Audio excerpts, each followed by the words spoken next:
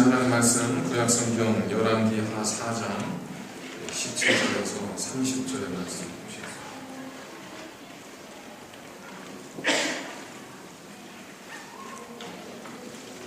구약성경 565쪽 열왕기하 4장 17절에서 30절까지 말씀.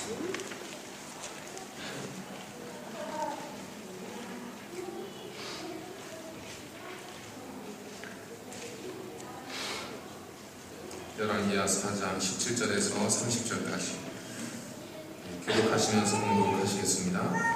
여인이 과연 잉태하여 한 해가 지나 이때쯤에 엘리사가 여인에게 말한 대로 아들을 낳았더라.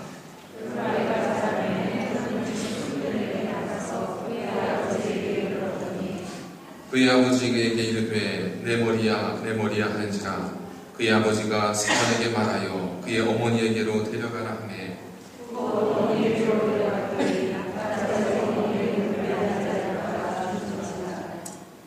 그의 어머니가 올라가서 아들을 하나님의 사람의 침상 위에 두고 문을 닫고 나와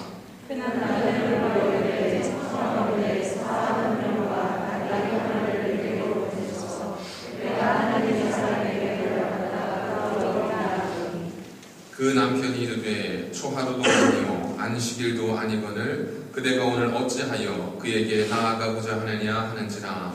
여인이 이르되 평안을 비나이다 하니라.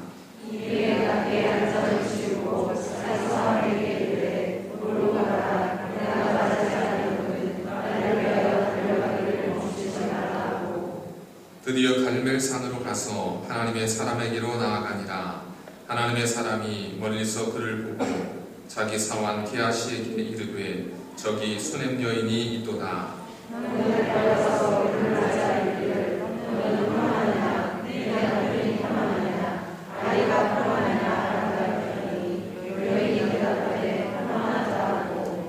산에 이르러 하나님의 사람에게 나아가서 그 발을 아는지라.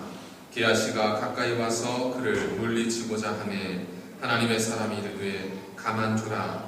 그의 영혼이 괴로워하지만은 여호와께서 내게 숨기시고 이르지 아니하셨도다 하니라.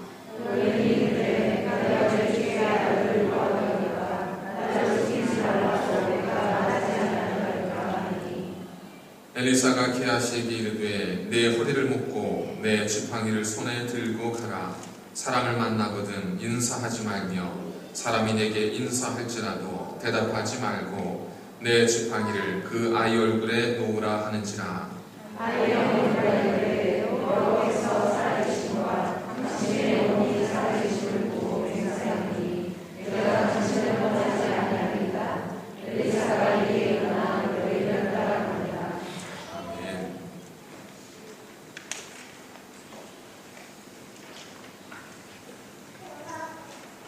중국에서 내려오는 그 채근당이라고 하는 보서에 보면 지지 예자는 다생물하고 그리고 수지청자는 그 상모라고 하는 그런 말이 있습니다. 지지 예자는 다생물 한다는 말은 이제 땅이 더러우면 조금 땅이 지저분하고 더러우면 거기에는 많은 생물들이 살게 되지만 수지청자 너무 물이 깨끗하고 맑으면 상모라 거기에는 고기가 살기 힘들다라는 뜻입니다. 그래서 너무 깨끗한 물에는 고기가 살지 못한다는 겁니다. 그래서 너무 깨끗하면 안 되는가 그 이야기가 아니라 그렇기 때문에 분자는 언제나 좀 그 더러운 것까지 품어줄 수 있는 넓은 도량을 가져야 한다라고 하는 그러한 의미입니다.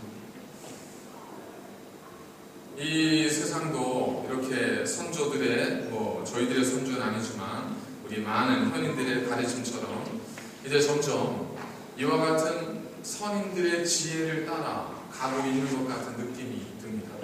지난 10월에 한국에는 국군의 날이었었는데 이제 국군의 날 한국에서 제 소리 잘 들리세요? 네, 제가 잘 안 들려서 지난 한 10월 1일 한국 국군의 날에 이제 시가 행진이 있었습니다. 군인들이 장병들이 시가 행진을 했었는데 그때 군인들의 시가 행진하는 모습이 이제 카메라에 비춰지면서 그 논란이 생겼습니다.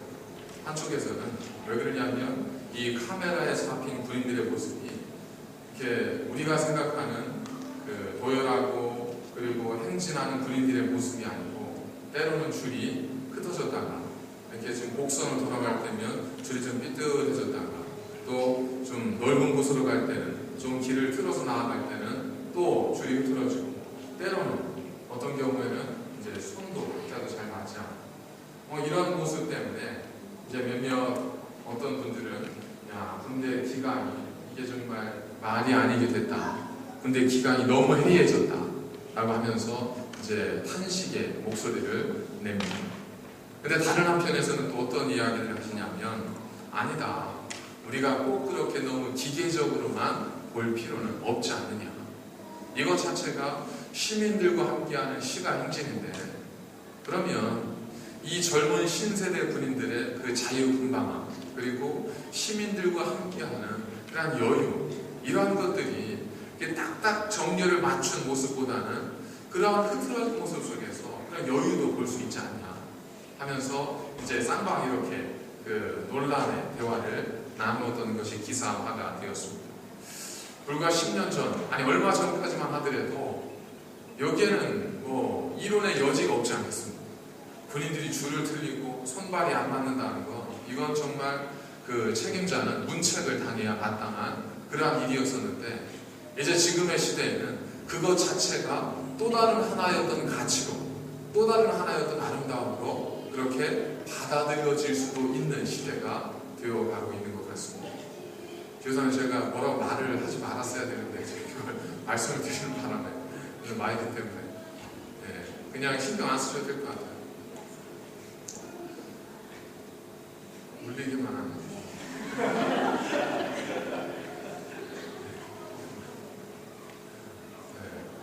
그래서 이제 그 시대가 바뀌어가고 있지 않습니까? 저희들이 포스트 모던을 이야기했던 것이 굉장히 오래전이거든요.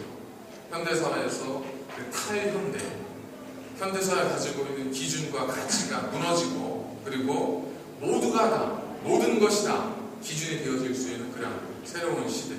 그러다 보니까 예전에는 맞추어진 틀이 있었는데 공장에서 딱딱 찍어 나오는 틀이 있었는데 이제는 그게 아니라 한 사람 한 사람 각자 모두가 가지고 있는 개인의 가치와 개인의 존엄성 자체가 인정되어야 된다.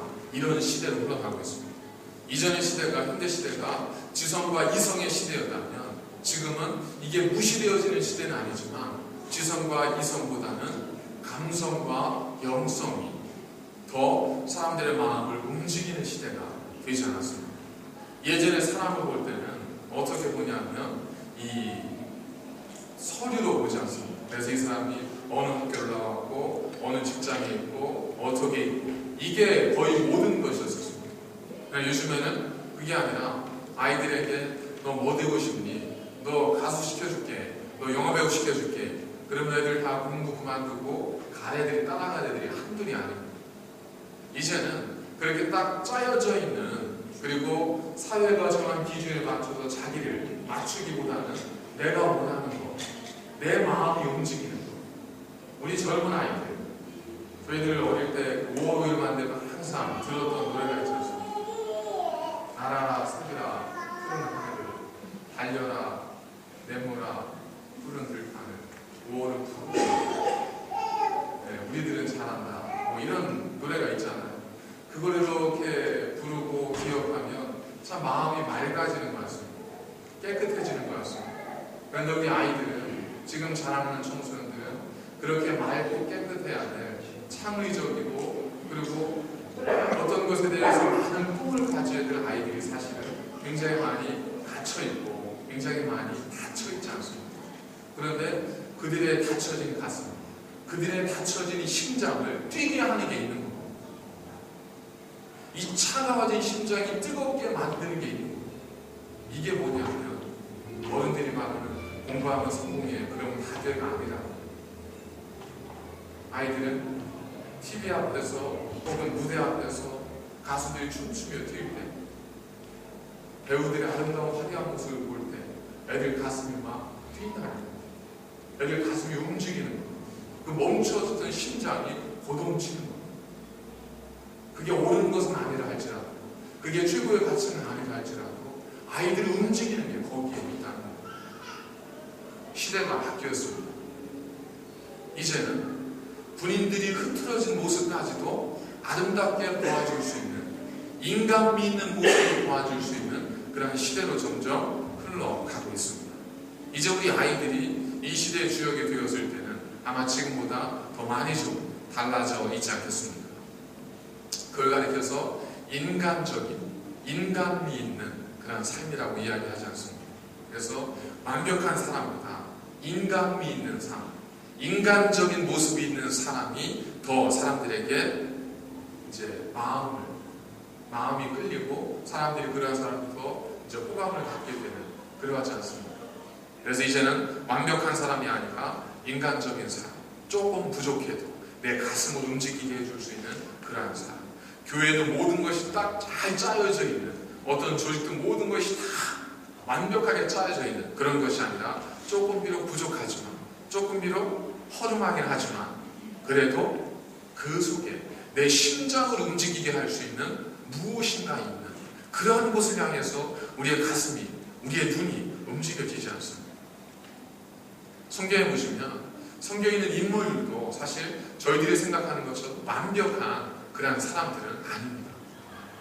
우리는 항상 다윗을 생각하면 바세바의 남편 우리아를 죽인 범인으로서도 우리가 다윗을 생각하지만 그건 잠깐이에요.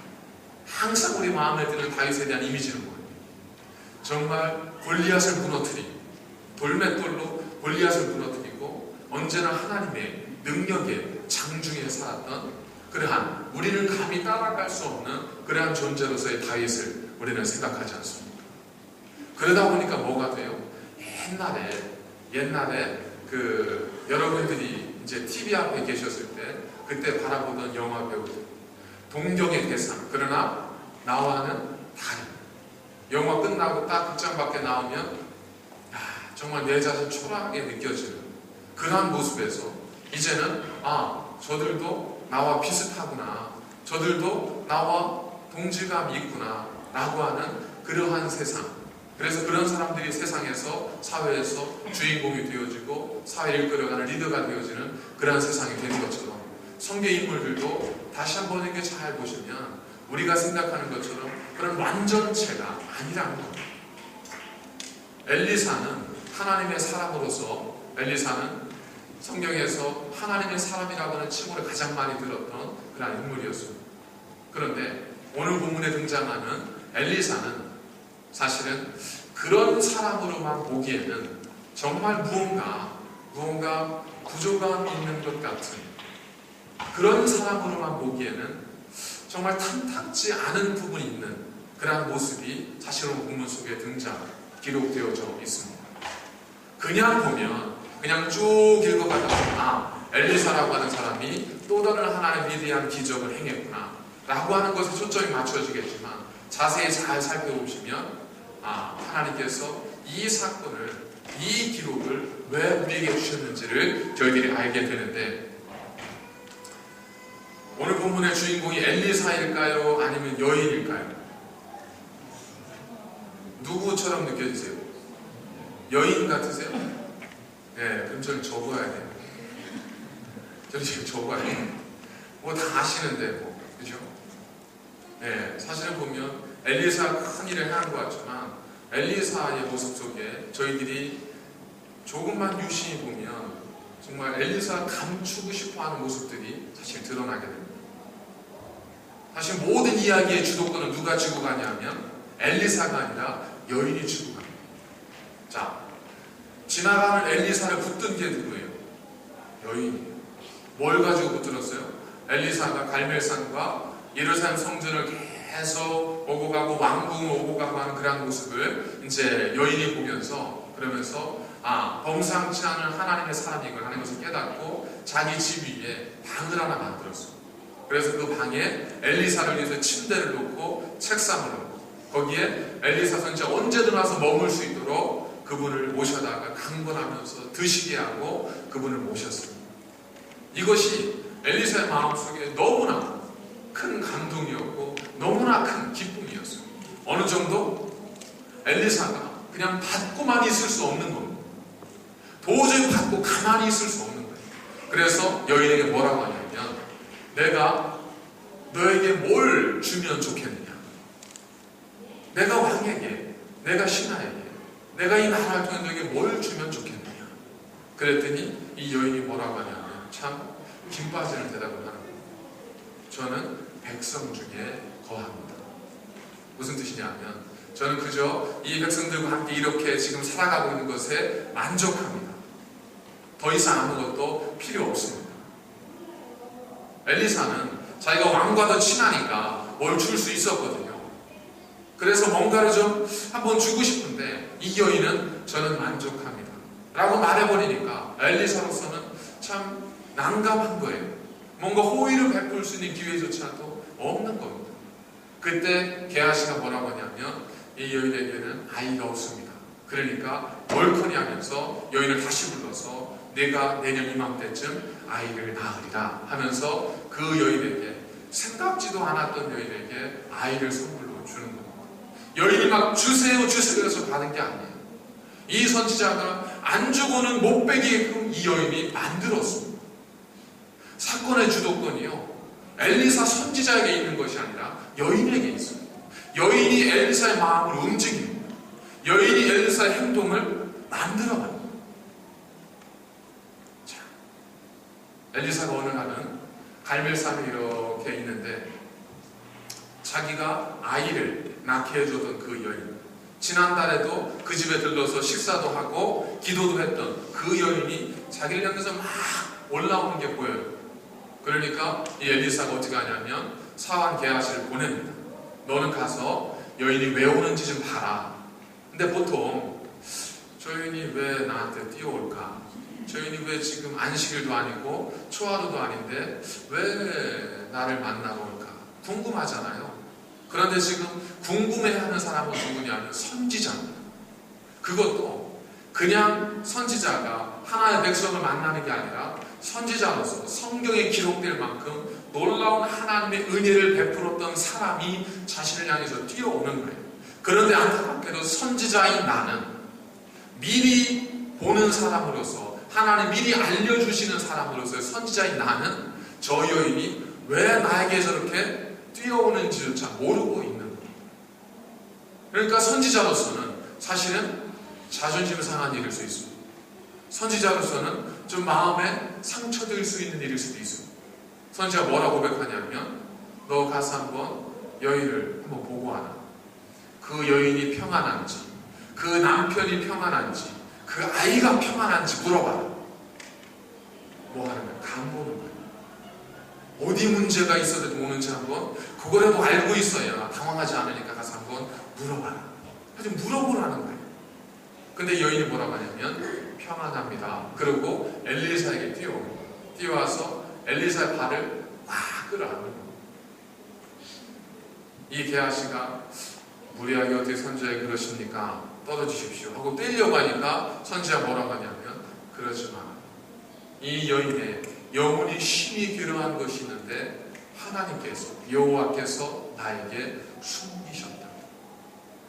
선지자인 나에게 하나님께서 숨기셨다. 부모인 내가 자녀에 대해 알지를 못하는 거예요. 자녀가 그 고민이 있는데 내가 자녀를 통해 듣는 게 아니라 다른 누군가를 통해 들었다고 생각해 보세요.